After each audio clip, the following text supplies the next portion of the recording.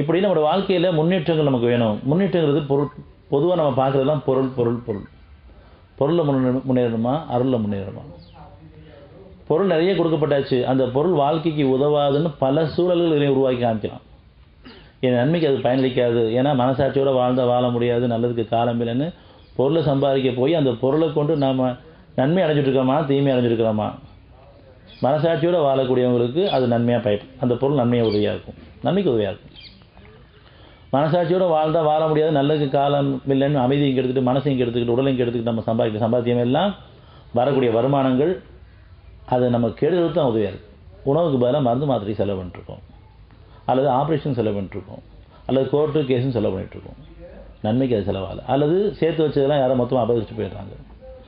இந்த பொருள் இப்படி ஈட்டும் பொழுது அது நன்மைக்கு பயன்படுதான்னு பார்த்தா கண்டிப்பாக தீமைக்கு தான் படுது. ஒன்றும் நான் ஆப்ரேஷன் பண்ணுவேன், இல்லை யாராவது ஆப்ரேஷன் பண்ண உதவியாக இருப்பேன், என் குடும்பத்தில் யாருக்காவது பிரச்சனை வந்துட்டு இருக்கும், அல்லது என்கிட்ட வந்து அந்த மாதிரி பணத்தை வாங்கிட்டு போயிட்டே இருப்பாங்க. ஆக அந்த ஈட்டக்கூடிய பொருள் நன்மைக்கு நம்ம பயன்படலை, காரணம் நியாயமான சம்பாதிக்கலை, மனசாட்சியோடு சம்பாதிக்கலை. மனசாட்சியோடு சம்பாதிக்கிற சம்பாத்தியம் உயிரோடு இருக்கக்கூடிய உடலுக்கு சமானம்.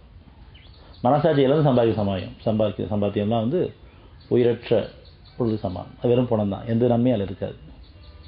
அப்படிப்பட்ட மனசாட்சிக்கு விரோதமாக சம்பாதிக்கக்கூடியவங்களுக்கு தான் பிரச்சனைகள், எந்த சூழ்நிலையும் சரி. அந்த பணம் நமக்கு நன்மைக்கு பயன்படலை, பணம் பணம் பணம்னு சம்பாதிச்சோம், அந்த பணம் வந்து எனக்கு நன்மைக்கு பயன்பட, என் தேவைக்கு பயன்படலை. யார் மனசாட்சியோடு சம்பாதிக்கிறாங்களோ, அல்லது தப்பு பண்ணிட்டு இருந்தால் கூட மன்னிப்பு கேட்டுகிட்டே மீண்டும் கேட்குறாங்களோ, விரும்புகிறாங்களோ, அவங்களுக்கு அவன்கிட்ட வழி இருக்குது, அது லேசான சுகமான வழியாக இருக்கும். பொதுவாக இன்றைக்கி நடந்துட்டுருக்கக்கூடிய விஷயம், இப்போ நம்ம உயர வேண்டியது அருளை கொண்டு தான் வாழ்க்கை. அந்த அருள் தான் மட்டும்தான் உங்களுடைய பொருளை நீங்கள் பயன்படுத்த முடியும், அப்படிலாம் பயன்படுத்த முடியாது.